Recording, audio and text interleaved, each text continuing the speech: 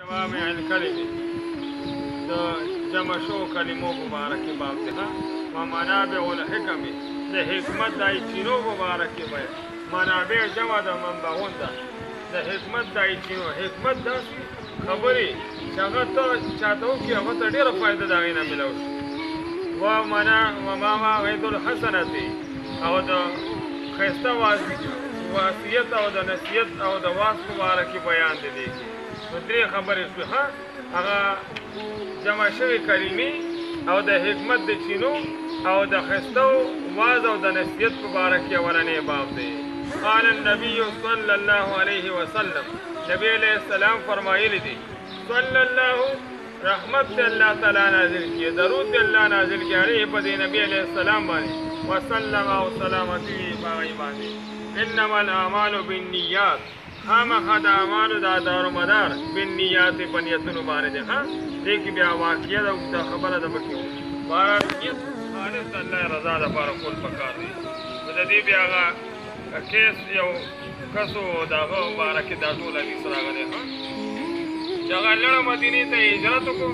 هغه نه تپوس کوي ته دلته څه نه راغلی هغه نیت بل څه هغه دا نیت چې هلته یو زنانه وه هغې پسې هجرت کړو چې دا هغې سره واده په دې نیت نه وتلی چې نبي علیه السلام مدینې ته تللی زه دا ورپسې لاړ شم هلته هغې په نیت کار شم ثواب راته میلاو شي. نبي علیه السلام څه پوه شئ که نه. نو خامخا د اعمالو دارمدار بالنیات په نیتونو باندې اورې یعنې چې دا دلته جومات ته راځئ نو مقصد خالص د الله رضا او سبق نیت دی نو الله به دا ډېر ثواب درکوي. دا خو نه چې خلک میلاوېدو دپاره جومات ته راځي او بل سره څه پوه شئ که نه. هر قدم په قدم فرشته هغې ثواب کوي راځئ چې هغې دا توازره غواړي. څه پوه نه شو په حدیث کې داسې راغلي وانما خامخا لامرئ د سړي دپاره ما هغسې نوا چې هغه نیت کړی د کومې خبرې د هغه نیت کړی د هغه ته به هغه میلاوېږي.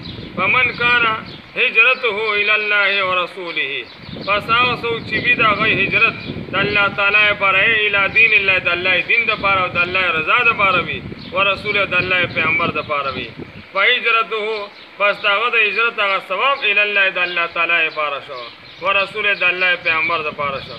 ومن کانت هجرته او هغه څوک چې وي د هغه د هجرت الی دنیا د دنیا د حاصلولو لپاره هجرت یې وکړه یصیبه چې ده ته هغه ورسېږي دی هغې دنیا ته د دنیا دپاره لړ مدینې منورې ته مکې معظمې ته دلته به هغه نیت باندې هغه میلاو شي دنیا او امرأة یا یوې ښځې لپاره مطلب دا چې دی هجرت وکړو خو یوې زنانه دپاره چې هغې دپاره څه دپاره یتزوجها چې دی واده وکړي هغې زنانه سره وایي ښځې سره فهجرته بس د ده دقه هجرت ما هغه څه دی هاجر الیه چې ده څه دپاره هجرت کړی وي یعنې چې ده دغې دنیا دپاره یا د یوې ښځې لپاره هجرت وکړو بس ده ته به دنیا دپاره هغه دنیا میلاو شي یا د ښځې لپاره هجرت وکړو چې دی ورسره واده وکړي بس ده ته هغه نیت باندې هغه شی به میلاو شي دقه واده دپاره چې دی هجرت کړی دی.